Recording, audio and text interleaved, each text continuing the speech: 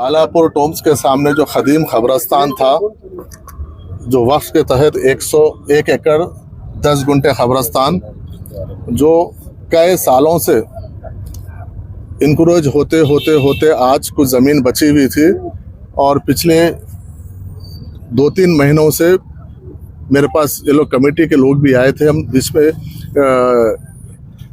Local का सर्वे, मंडल का सर्वे भी कराए और उसके बाद फिर डीआई का सर्वे भी हम कराए। दोनों के बाद यहाँ के मुकामी लोग, दूसरे लोग जो ऑब्जेक्शंस कर रहे थे कि सर्वे नंबर 7 और सर्वे नंबर 8 की बाउंड्रीज का यहाँ पर झगड़ा है। सर्वे नंबर 8 वक्फ बोर्ड की प्रॉपर्टी है, सर्वे नंबर 7 दूसरों की प्रॉपर्टी है। वो बाउंड्री का झगड़ा था। तो वो लोग जो एमआरओ का सर्वे था, डीआई का सर्वे था, उससे लोग मुतमईन नहीं होके हम और एक सर्वे कराना चाह रहे। इसलिए पिछले 1-1.5 महीने पहले वो बोले तो फिर हम सर्वे के लिए डाले थे। हमारे इंस्पेक्टर, मुकामी वक्फ बोर्ड के इंस्पेक्टर है, वो सर्वे के लिए डाले थे। तो अभी वो आजकल बोल के टाइम नहीं देते।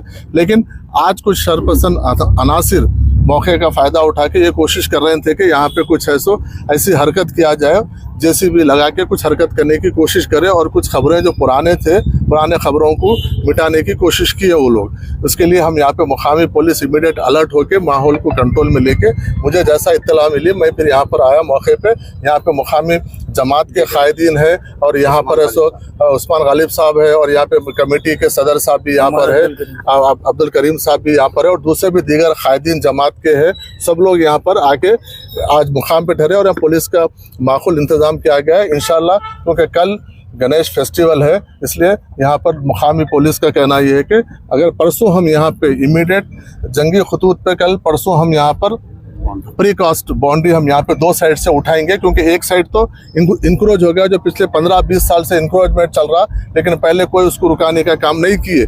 मुकामी लोग बहुत कोशिश किए लेकिन नहीं हुआ। इसलिए अब उसको एडी सर्वे के लिए बोल के मुकामी लोग उसका मुतालबा कर रहे हैं। परसों के दिन मैं खुद भी सुबह में यहाँ पर आऊँगा, आके ये प्रिकॉस बाउंड्री 2 साइड से उठा के, जहाँ पर इंक्रोच हो रहा है 2 साइड से प्रिकॉस बाउंड्री पुलिस की निगरानी में यहाँ पर उठाएंगे।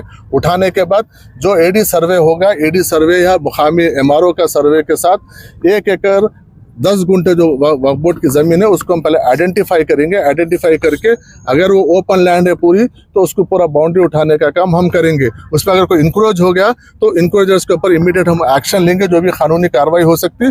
जो रिमेनिंग ओपन ज़मीन रहेंगी उसको हदबंदी करके हुदूद उसके ऊपर फिक्स कर लेके उसको बाउंड्री उठाने का काम करेंगे। क्योंकि ऑलरेडी 11 लाख रुपए सैंक्शन होके पिछली बार एमएलए लैट से 11 लाख रुपए सैंक्शन हुए और उससे ज़्यादा जो भी उसको बाउंड्री के लिए ज़रूरत पड़ेगी वो वक्फ बोर्ड उसका इंतजाम करके हम बाउंड्री उठाने का काम करेंगे। खबर डिमोलिश कर दी, उसके ताल्लुक से क्या?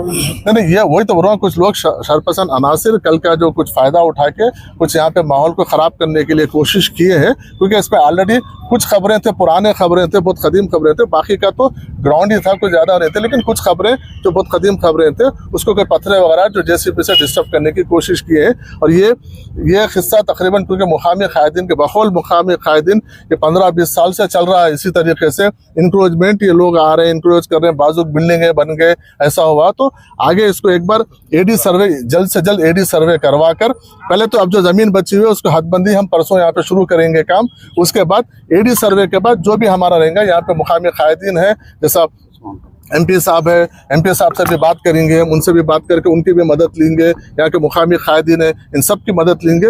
मदद लेके हम है जो इंक्रोचर्स है ना, उनको भी कैसा बर्खास्त करने के उसको हम कानूनी तौर पर कैसा बर्खास्त करने की वो भी हम इंशाल्लाह कोशिश करेंगे।